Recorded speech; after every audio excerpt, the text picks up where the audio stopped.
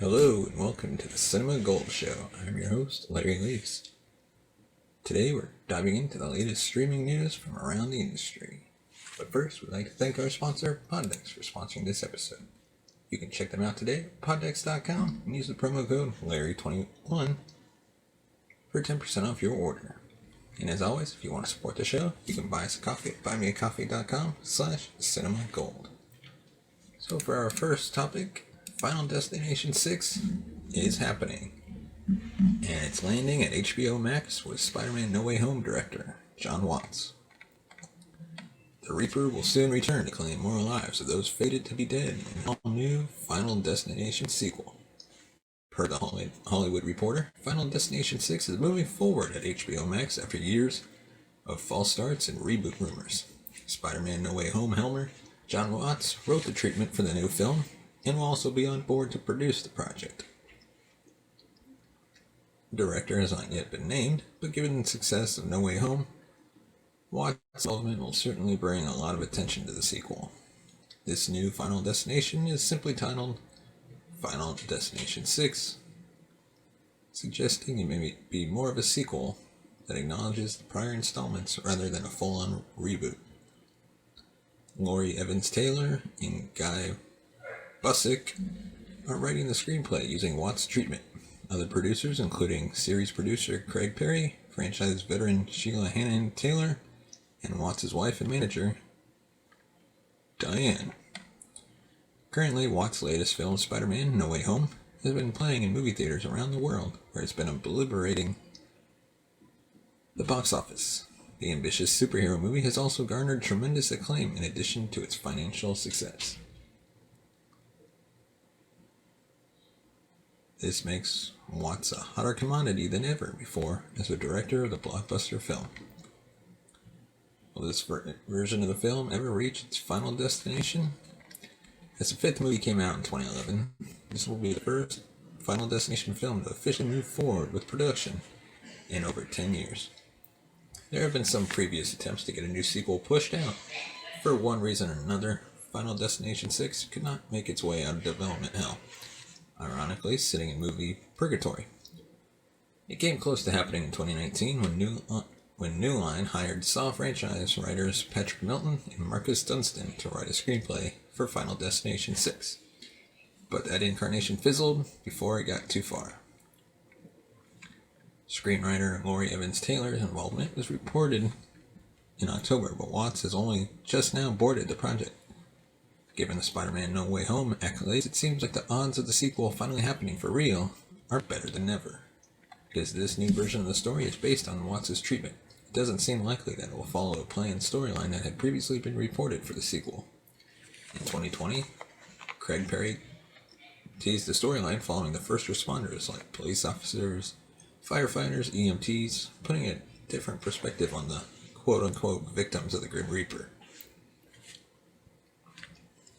No release date has been set for Final Destination 6, but if it all goes well with Jon Watts on board, the film will debut exclusively on HBO Max.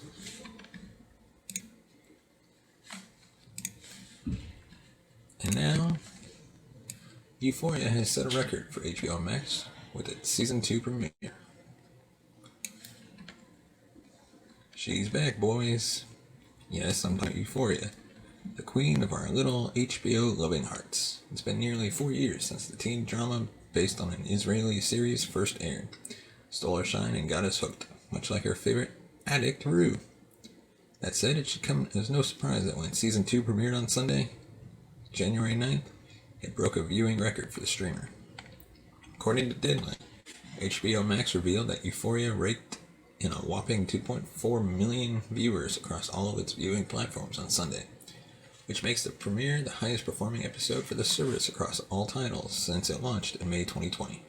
The Season 2 premiere had a digital viewership that was 9 times higher than its Season 1 predecessor, according to HBO Max. The show debuted in June 2019 via HBO Now and HBO Go, and the streamer claims it received 577,000 views upon air, which later grew to 1 million with replays. Additionally, HBO Max also revealed that the Season 1 premiere and 8 of the other 11 available episodes of the series held the majority of their top 10 on Sunday night. The premiere was so popular that HBO Max crashed. Around 9 p.m. night, when the episode was supposed to go live for Max users, fans were quick to jump on Twitter and complain about the platform crashing when they tried to watch. So it's no surprise that the premiere knocked it out of the park when it comes to views. Like I said, it's been a long time to wait for Season 2, and it almost seems like us Euphoria fans were going feral for it by the time Sunday rolled around. Plus, the premiere was actually worth the wait and the fuss. It was high-octane fun, a mysterious little thriller, and a shot to the heart, possibly stronger than any drug taken in the series itself. I don't think I've yelled at my TV that much in a very, very long time, and I've never been the better for it. I'm so ready to see what spirals will go down this season, and I'm already a bit terrified for almost everyone. If I'm being completely 100 with you all.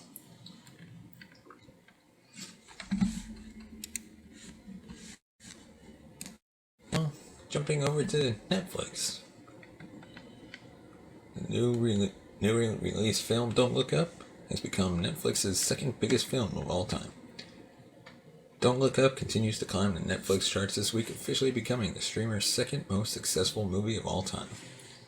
The film added 58.2 million hours viewed globally across the week, January 2nd to the 9th.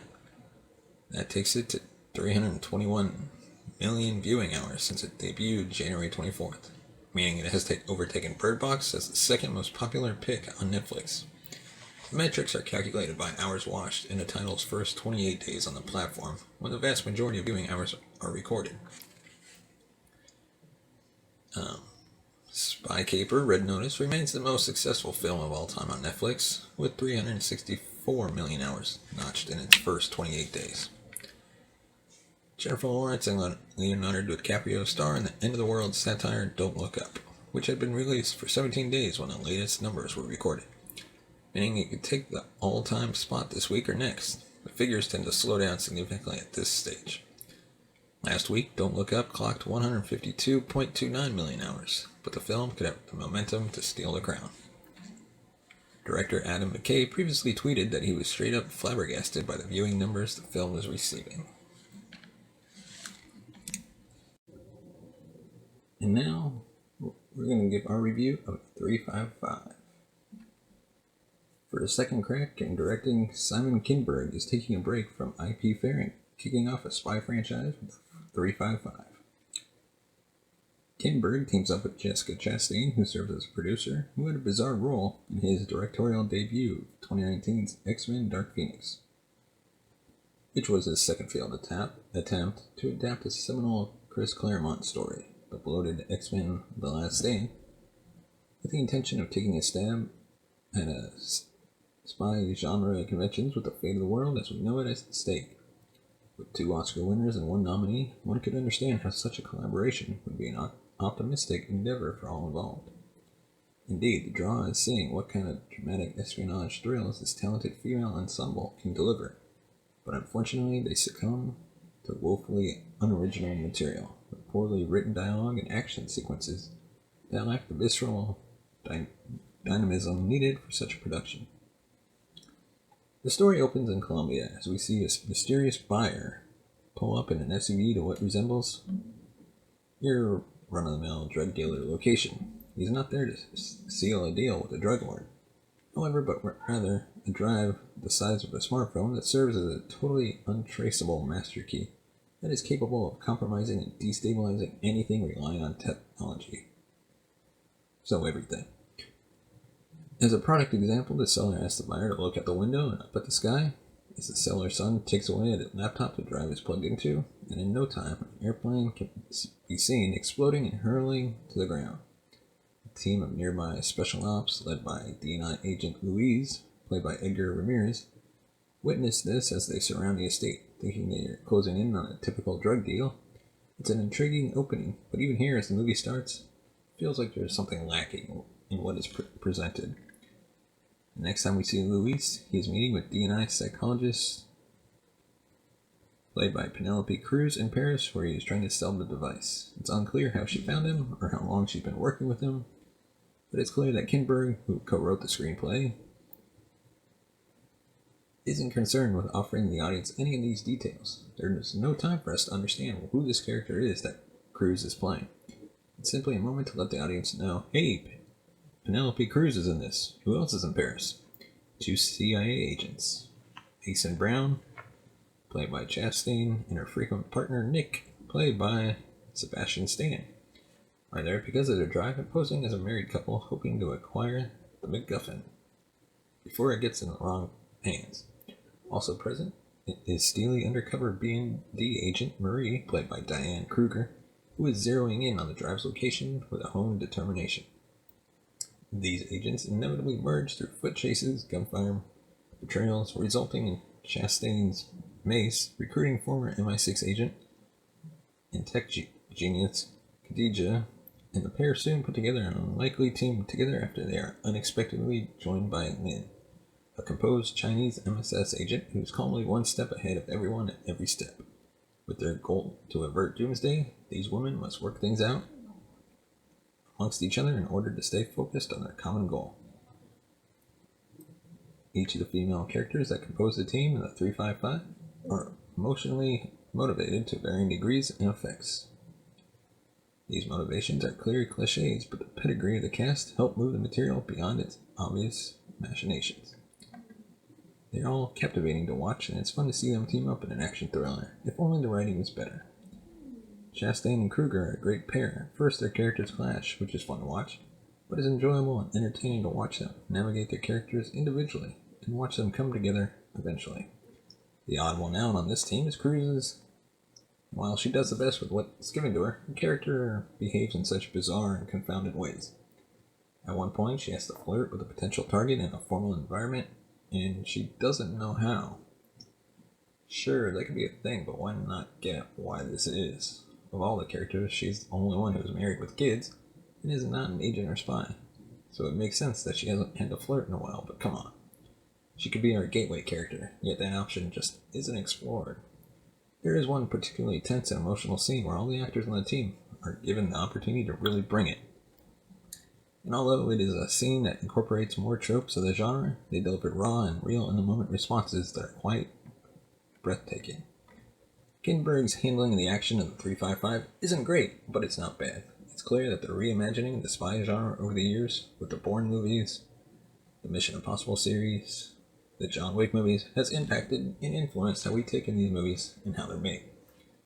Kinberg has seen success as a producer, but his writing has chronically come up short, often bungling basic storylines and injecting eye-rolling dialogue.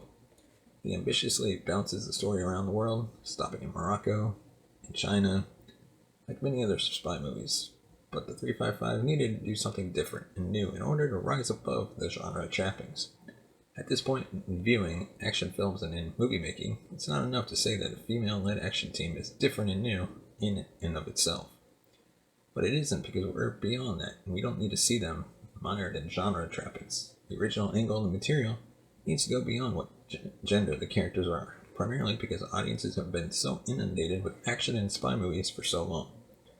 So what different style or approach can be brought to them? It just doesn't seem like such questions are considered in the making of the 355. No doubt, the 355 isn't boring. It's quite energetically paced, but it's not particularly engaging. Though, since it's so easy to acknowledge all these genre trappings that are blaringly apparent, even one villain surprise is a total, of course, eye-roll moment. No viewer wants to watch a movie and see where the plot is going, and unfortunately it seems these types of movies where this occurs the most. The movie's title derives from Agent 355, the code name of a female spy for the Patriots during the American Revolution. In the trailer for the movie, it seems like that's the name Chastain's character is going to give this team, but that never happens on the feature. For better or for worse, we don't know. It's just oddly referenced in a conversation she has with Stan's character. Ultimately, this is a star-studded action flick getting dropped in January, and those who know that this is the month where movies go to die will consider that and likely go into the 355 with lowered expectations. While there's nothing challenging here, there is still escapism to be embraced here, and at this time in the world, that can be just what is needed. So, to be fair, I'm going to give it 3 stars out of 5.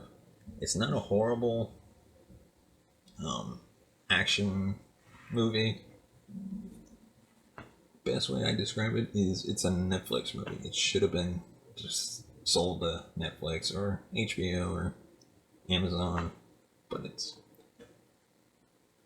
and their marketing wasn't that good when it first came out because it was supposed to come out, I think, 2 years ago, and everybody kind of forgot about this movie. But I mean, it's worth going to watch it in theaters, so either go watch it in a movie theater or you can wait and watch it on DVD or streaming, wherever they decide to put it first. Probably VOD. So yeah, check it out today. And that is all we have for this episode of the Cinema Gold Show. Let us know your thoughts on the topics we covered.